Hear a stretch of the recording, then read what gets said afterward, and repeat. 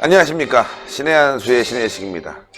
남들에게는 말이죠, 노력해도 잘 안 되는 그런 경우입니다. 정말 극히 이례적인 경우가 이 조국 일가에게서는요 마구마구 발생합니다. 돈을 준 사람은 구속됐는데 받은 사람은 구속되지 않았고요. 또 남들은 무슨 조그만 문제만 있어도 계좌 추적을 당하는데 조국 일가는요 계좌 추적도 한 번도 안 당했다고 합니다. 또 남들은 무슨 문제만 생기면, 저도 그렇습니다, 핸드폰 뺏겨갖고 그냥 죄다 조사를 받습니다. 심지어 죄도 없는데 청와대에서 감찰해갖고 포렌식 한다는 거 아닙니까? 그런데 조국 일가는 핸드폰도 아직 압수수색하지 않았다고 합니다. 대단하죠?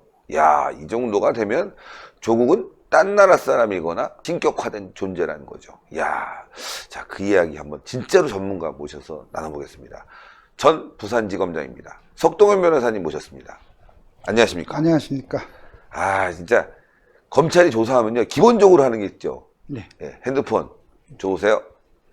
또 돈 문제가 있다, 계좌 압수수색.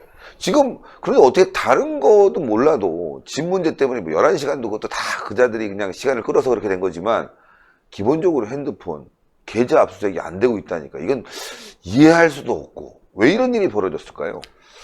글쎄 말이죠. 이 지금 조국 사태, 조국 비리의 그 수사 상황을 이렇게 봐도 그렇고, 또 그 앞에 딸의 장학금 뭐 문제라든지 이런 걸 보면 다른 사람에게 안 일어나는 일이, 근데 딸의 장학금 문제도 조국은 그렇게 얘기했지 않습니까? 우리는 신청한 적도 없다 이거.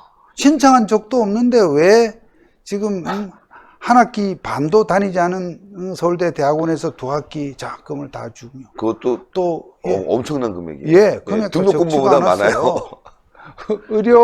부산의전원에서 또 낙제까지 한 사람을 6학기 연속 장학금을 주고, 이제 그런 거에서부터 지금 이 수사도 그렇습니다. 사실 요즘 공사관에 지금 모든 내용들이 지금 우리가 들고 다니는 이 휴대폰, 스마트폰에 다 들어 있습니다. 그냥 주고받은 문자, 대화 내용뿐만 아니라 이 데이터를 종합해 보면 언제 내가 어디서 가고 본인도 기억할 수 없는 그런 과거의 행적들을 다 재현할 수 있다고까지 얘기를 합니다. 어떻게 보면 이 휴대폰을 이렇게 제출을 받거나 또는 압수를 해서 수사하는 것이 요즘은 특히 이제 뭐 일과성으로 일어나는 무슨 뭐 폭력 사건, 교통사고 사건 이런 거는 관계가 없는 일이지만 장기간에 걸쳐서 있었던 일을 조사할 때는 본인의 진술보다, 휴대폰 주인의 진술보다 말 없는 이 휴대폰이 모든 것을 정보를 다 주기 때문에 이런 것을 먼저 확보를 합니다. 임의 제출을 받거나 제출을 거부할 경우에는 영장을 받거나 이렇게 하고요. 그 다음에 계좌 추적 문제도 그렇습니다. 물론 당하는 입장에서는 모든 수사라는 것이 불쾌하고 좀 본인으로서는 이 여러 가지로 감추고 싶겠지만 또 수사의 속성이 또 어떻게 본인의 뜻대로만, 비유대로만 다 할 수가 없지 않아요? 없죠. 이렇게 자금의 흐름, 지금 이 조국 비리 수사에 있어서 지금 그 일가족이 운영했던 그 사학재단, 웅동 학원의 여러 가지 지금 이런 문제랄지, 또는 조국 일가족이 거액을 투자하고 또 그 다음 이 투자 내용까지 다 관여를 했던 사모펀드 건도 결국 이 자금의 흐름이거든요. 이런 자금의 흐름 부분을 밝혀야만 과연 이것을 누가 어떻게 했고 왜 했고 또 이 과정에서 가장인 조국이 알았느냐 몰랐느냐 하는 부분 등등 여러 가지가 이제 이 계좌 추적에서 나오는데, 저도 사실 이 사람에 대한 구속영장이 이렇게 이 뉴스가 되니까 비로소 계좌 추적 영장은 저는 당연히 나온 줄 알았어요. 저도 그렇습니다. 저 자신도. 왜냐하면 그것은 나왔다 안 나왔다 하는 것이 뉴스화 되는 게 아니거든요. 근데 엊그제 10월 9일 날 조국의 동생 조건이던가요? 그 사람에 대한 100% 나와야 마땅한 그런 구속영장이 이제 기각이 되는 일이 있었고, 명재권 판사. 명재권 판사. 또 그보다 앞서서 지금 조국 일가족이 투자했던 사모펀드의 투자사, 운용사 대표들 영장도 또 명재건 판사가 예. 기각했단 말이죠. 예. 저는 그까지는 뉴스를 통해서 알았는데 그 앞에 영장, 그 계좌 추적 영장이나 또 압수수색 영장이 또 그렇게 대부분이 기각되었다는 뉴스를 참 접하고 참 너무 참 어이가 없었습니다. 제가 이제 법원에 대해서 잘 모르니까요. 네. 예, 뭐 조사 과정이야 그렇지만 이제 명재건 판사가 그러면 압수수색 영장도 함께 이제 심사를 하나요? 예, 지금 서울 뿐만 아니라 전국의 각 도청 소재지에 있는 본원, 그러니까 지방 법원이라고 되어 있는 본원에서는 다 영장 전담 판사를 제도로 운영하고 있습니다. 영장 전담 판사로 지명된 판사님은 일반 사건 재판은 맡지 않고 검찰과 경찰에서 청구되는 구속영장이랄지 압수수색 영장이랄지 또 계좌 추적 영장 등 이런 영장 심사만 하게 되는데요. 영장 전담 판사들이 그때그때 업무 시간 중에 오는 영장을 이제 돌아가면서 이렇게 임의 배당을 해서 맡게 되는데, 또 한편으로 그 어떤 사건에 대해서 근데 여러 건의 영장이 이제 이렇게 오는 그런 좀 대형 사건들의 경우에는 사건의 전체 맥락을 알기 위해서 그 중에 한 영장 전담 판사에게 근데 사법농단 사건은 누가 맡아라 하면 그게 관련된 영장 그리로, 또 이와 같이 조국 요번 사태 것은 누가 맡으라 할 때 아마 명재권 판사가 대부분 아마 맡기로 된 것 같습니다. 그래서 그러니까 그렇군요. 하나의 어떤 사건을 단발적으로 보다 보면 앞뒤에 이게 연결되는 전후의 맥락을 잘 모르고 어떤 판단에 있어서 좀 적확성을 기하기가 어려운 면도 있기 때문에 오히려 그런 점을 생각해서 대개 또 영장전담 판사들이 판사로서 한 15년 내지 20년 이상 재판 업무에 종사한 그야말로 중진 판사들입니다. 경험이 많고 재판의 경험이 많고 식견이 넓다고 이렇게 믿고 일을 맡기는 것이죠. 그런 점에서 이번 조국 사태의 영장 심사를 맡은 명재권 판사가 굉장히 지금 중요한 위치에 있는데, 지금 현재까지 보여준 내용을 보면 이 조국 사태에 대해서는 대부분 영장을 기각하는 그런 지금 스탠스를 취함으로써 상당히 좀 문제가 있다 하는 생각이 듭니다. 이 사법농단 아닙니까? 이렇게 되면. 그것에 대한 어떤 우리가 평가나 판단은 좀 더 있어야 될 것 같습니다만, 어쨌든 현재까지 상황에서 어떤 하나의 판사의 재판 또 결정을 놓고 사실은 외부에서 당, 부당을 이렇게 쉽게 얘기하기는 어려운 면이 있습니다. 이제 우리가 재판의 독립, 사법부의 독립을 우리가 존중해야 될 가치로 보는 관점에서는 그렇습니다만은, 그러나 또 한편, 우리가 그 사건에 있어서 예컨대 지금 알려진 내용을 이렇게 본다 할 것 같으면, 예컨대 조국 엊그제 영장이 기각된 조국 동생의 경우에는 말이죠. 워낙에 아까 신 대표님께도 말씀하셨습니다만은 그 혐의 내용 중에 가장 중요한 부분이 그 웅동학원의 교사 채용 대가로 저는 그 지방에 있는 그런 중고등학교인데 뭐 그렇게 큰 돈이 갔는지 참 의아합니다만 한 사람당 다 억대의 돈이 오갔는데 그 2명에 대해서 돈 전달자를 이미 2명이나 구속을 한 상태단 말이죠. 즉 돈을 이렇게 제공한 측은 이미 구속이 되어 있는데 그보다 훨씬 죄질이 중한 받은 사람에 대해서 받은 부분을 또 다투는 것도 아니고 다 인정하고, 그래서 또 그 외에도 지금 그 웅동학원과 공사를 했던 건설회사 업체의 대표로서 또 학교를 상대로 소송도 하는 그런 짬짬이 소송의 의심도 지금 들어 있습니다.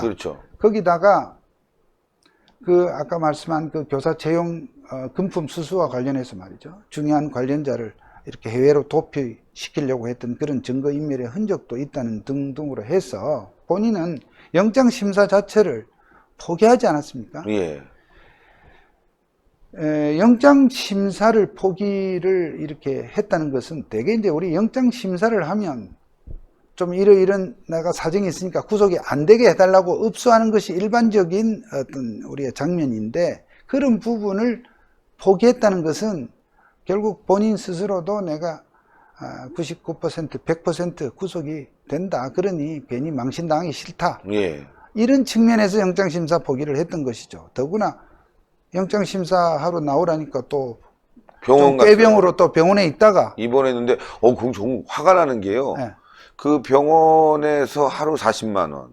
그런데 들어가서 병실에 담배 피고 소리치고 멀쩡히 걸어 다니고 그래서 제보가 나왔다는 거 아닙니까? 병원에서 깡패인 줄 알았답니다. 그것도 있고, 조폭이 와서 지금 있는 줄 알았다고 그것도 있고 합니다. 지금 검사 중에 야. 의사 자격을 가진 검사가 예. 그 현지로 내려가서 조국 동생의 차트나 의사 또 면담을 통해서 이 상태가 이를테면 뭐 구속을 감내 못할 정도의 그런 중한 상태가 아니다는 그런 객관적인 그러니까요. 검증을 거쳐서 데려왔던 것인데 어쨌든 이 정도 상황이면 구속 후에 가령 정말 억울한 부분이 있어서 나중에 구속 적부심이나 보석으로 다루는 것은 뭐 다루더라도 이 경우에는 구속영장 발부는 마땅히 했었어야 하는데. 그리고 영장 실질 심사를 포기했지 않습니까? 그렇습니다. 그 경우에는 뭐 100% 구속이라고 그러는데 이 사람만 빠져나갔습니다. 그렇습니다. 와. 지난 3년 동안 영장 심사를 포기했던 사람이 32명이라 그래요. 예. 근데 그 2명이 100% 다 영장이 발부됐는데 이제 이 조국 동생 조건이 이제 기록을 깼습니다. 예. 아마 기록을 깬 것은 명판사가 예. 기록을 깬 셈이죠. 예. 그래서 판사의 영장에 대해서 우리가 이거를 논쟁을 할 상황은 아니라고도 볼 수 있지만 이 사항은 우리 보통의 어떤 그 평균인의 시각에서 또는 상식의 눈에서 좀 많이 벗어나 있다는 점을 가지고 우리가 이렇게 얘기를 하는 것이죠. 그러니까 어쨌건 굉장히 말이죠. 조국과 관련된 문제들은 법원이 보호하고 옹호하고 이렇게 빼주는 것 같은데 이게 권력의 힘이다 이렇게 의심하는 분도 많거든요. 청와대와 혹시 무슨 연관이 있냐 그래서 그렇습니다. 이렇게 보호하는 거 아니냐 이게 이런 얘기가 영장 나오고 심사 있습니다. 하루 전인가요? 민주연구원 양정철이란 친구가 예. 원장으로 있는 민주연구원 거기서 어떻게 얘기를 했습니까? 법원에 대해서도 마치 법원이 검찰이 하자는 대로 뭐 이런저런 영장을 내주는 것은 마치 지금 개혁되어야 될 검찰의 문제가 많은 그런 수사를 법원도 방조하는 것이다. 법원도 어떤 그 책임에서 마치 자유로울 수 없다는 식으로. 그러니까 결국 이 좌파 진영에서 각각 뭐 예컨대 뭐 이 문학에서는 문학의대로 또 이 지금 학계에서는 학계대로 또 이와 같이 정당 뭐 또 청와대 이런 데서 여러 가지 방법으로 뭐 절제된 검찰권을 행사하라는 대통령의 말이나 그러니까요. 또 자기에 대한 수사를 하는데 그런 와중에도 자숙하지 않고 무슨 뭐 포토라인 금지, 공개 소환 금지 이런 식으로 어떤 수사에 대해서 이런저런 소위 간섭을 하고 회방을 하고 이런 부분 이런 속에서 결국 이런 법원의 영장 기각도 그런 한 부분이 아닌가 이런 생각이 들고요. 하여튼 그런 점에서 오히려 참 저는 그런 생각을 합니다. 이제 머지않아 이제 조국의 처 정경심 교수에 대해서 어떤 신병 판단 뭐 지금 네 번째 이제 조사가 지금 진행되고 있죠. 이런 식으로 지금 정경심이가 꼼수로 계속 조사를 이렇게 연장시키면 아마 조사를 앞으로 한두 번 더 받아야 될지 모르고 그렇게 한다 하더라도 충분한 조사가 양끝 조사가 안 될 수도 있겠습니다만 어쨌든 검찰로서는 아마 앞으로 적어도 일주일 내지 열흘 안에는 조국의 저 정경심 교수에 대해서도 영장을 청구하는 상황이 지금 될 것으로 보는데 이렇게 되면 법원으로서도 더 이제 그 조건에 대해서 영장을 기각한 거에 대한 이 지금 그렇죠. 국민적 여론을 봤기 때문에 나쁘죠. 매우 나쁘고 법원에 대해서 이렇게 비판적인 여론을 봤기 때문에 정경심은 오히려 자기 어떤 그 구덩이에 빠져들 수 있다. 구속될 가능성이 매우 높아졌다. 매우 높아졌다. 예. 그런 추측도 해보게 됩니다. 네. 버닝썬 사건과 관련된 윤규근이가 구속됐습니다. 네. 윤규근이는 들어가면서 이거는 검경 갈등의 일환이다 하면서 또 검찰을 공격하고 들어갔거든요. 네. 자, 이 버닝썬 사건과 관련돼서 이 검경 갈등, 사실상 이 문제는 검경 갈등이 아닌데 네. 이게 또 청와대의 인사와 윤기군이가 문자 메시지를 주고받으면서 드러났단 말이죠. 네. 이 청와대가 지금 검찰을 엄청나게 공격하기 위한 작전, 뭐 한겨레도 그런 거에 포함되는지도 모르겠지만 그런 의혹이 들고요. 굉장히 지금 조국 수사를 방해하려고 하는 권력의 힘이 아주 매우 많이 이렇게 지금 검찰로 향하고 있고 그게 중심이 윤석열이다 이렇게 보입니다. 글쎄 지금 동아일보에서 오늘 뭐 단독 보도라고 하면서 그 소위 경찰총장으로 소위 네. 지칭되던 네. 윤규군 엊그제 구속이 됐지 않습니까? 네. 그래서 이 버닝썬 사건이 처음에 이제 불거질 적에 그럴 때 이제 이 김학의 사건 재조사 이제 이런 부분을 거론해서 소위 이 경찰에 쏟아질 또는 경찰과 이 청와대로 쏟아질 어떤 세간의 그 따가운 시선을 좀 분산하자는 그런 그런 의미도 지금 있어 보이고요. 저도 정확히 지금 버닝썬 사건과 이 검찰 이 부분을 연결시키는 어떤 그런 의도에 대해서는 조금 더 지켜봐야 되겠으나 일단 현재까지 지금 드러난 상황을 보면 그 당시에 민정실에 파견 나와 있던 이 윤국균에 대한 이 지금 버닝썬과의 유착, 경찰의 그 유흥업소와의 유착, 이런 부분에 대해서 이것을 검찰을 거기에 등장시킴으로써 검찰의 불편한 부분을 그 사건을 등장시킴으로써 물타기를 하고 본질을 좀 흐리려고 했던 것이 아닌가. 그러니까 지금 청와대라는 곳에서 민정수석실이라는 곳에서 정말 모든 일을 좀 정말 투명하고 정말 정의롭게 이렇게 처리를 하기보다 이렇게 이 상황을 어떤 공작적으로 말이죠.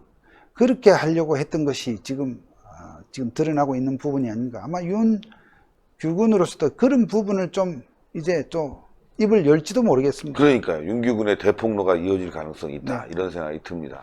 자, 마지막으로 말이죠. 이 사건 앞으로 어떻게 될지 종합적으로 전망 부탁드립니다. 어쨌든 지금 조국이 뭐길래 조국이 또 그렇게 지금 부르짖고 있는 무슨 검찰 개혁이 정말 조국 그만이 할 수 있는 일이 아님에도 불구하고 마치 내가 아니면 안 된다는 그런 식의 정말 아무 근거 없는 그런 논리로서 지금 온 국민을 마음을 지금 불편하게 만들고 있지 않습니까? 더구나 어제는 또 한겨레라고 하는 그 신문에서 윤석열 총장에 대해서 말이죠.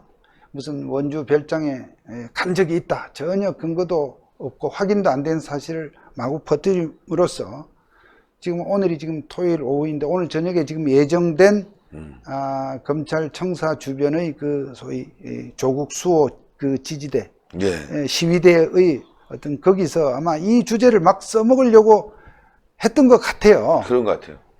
일단 윤석열 총장이 어제 즉각적으로 그 상황에 대해서 단호하게 그러한 사실이 없음을 밝히고 더 나아가서 그런 허위 악의적인 모함 기사를 쓴 한겨레 신문 기자를 고소한 것도 아마 또 이런 어떤 모함성 주장을 또 믿는 사람들이 있단 말이에요. 그러니까요. 뭐 이렇게 지금 소위 이 서초동 청사에서 조국 수호가 검찰 개혁이다, 조국을 지키자고 하는 사람들을 이렇게 보면 한편으로는 참 이해가 안 되고 한편으로는 측은지심이 드는 것이 정말 내용도 모른 채 어떤 뒤에서 이거 뭡니까? 이 조종하는 어떤 눈에 안 보이는 그 좌파 조정 세력 그 때문에 마치 조국을 지켜야만 검찰이 개혁되고 또 그렇게 해서 검찰이 마치 많은 문제가 개선이 되는 것처럼 이렇게 오도를 하고 있지 않습니까?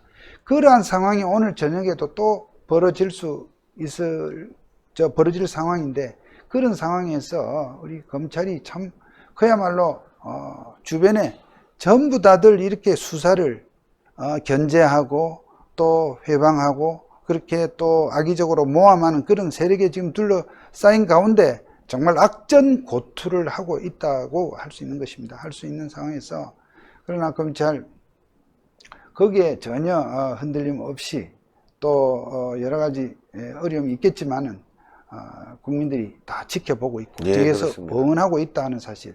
그리고 이것은 기본적으로 무슨 보수 진보 또 어떤 좌파 우파의 싸움이 이제는 아닙니다.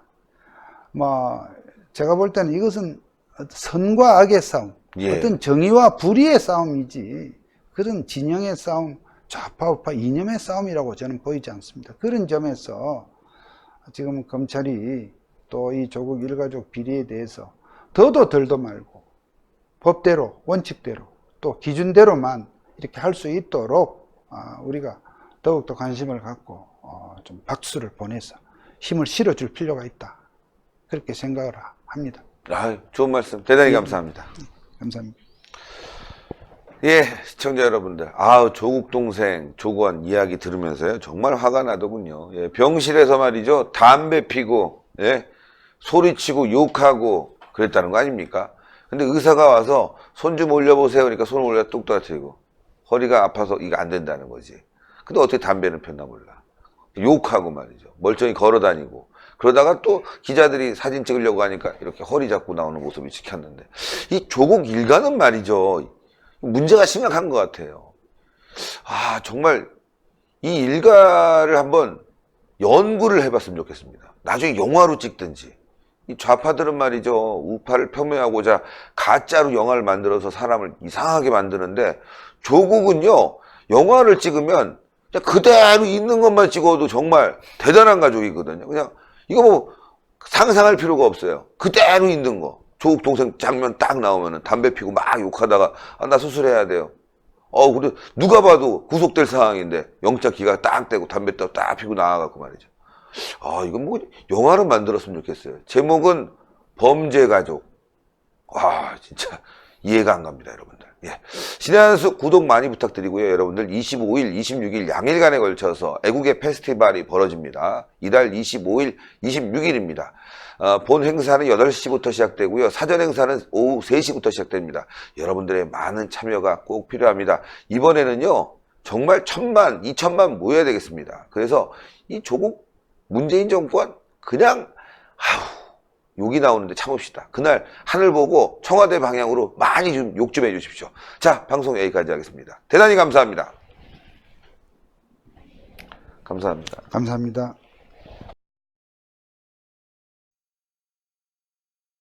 신의 한 수의 구독, 좋아요, 알림 방법입니다. 먼저 핸드폰 화면에서 유튜브 어플에 들어가 주세요. 돋보기 마크를 누르시고 신의 한 수를 치고 들어가 주세요.